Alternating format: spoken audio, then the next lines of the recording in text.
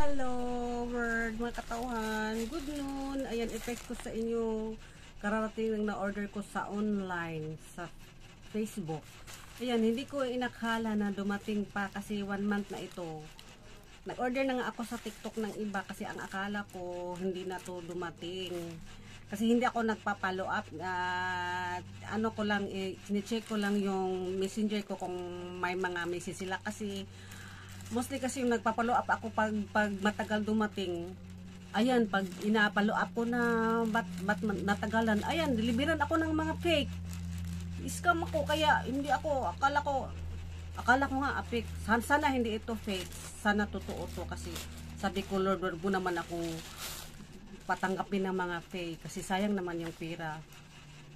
Ano kasi ito, lipoma spray. Kasi may bukol kasi ako dito.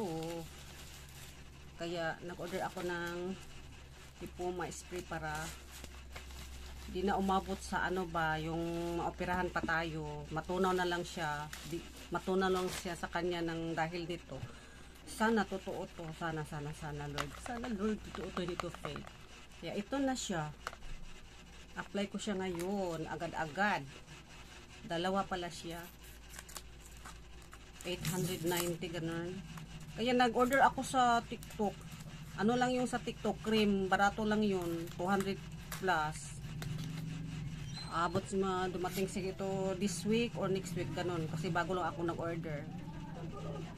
Last week lang. Sana totoo.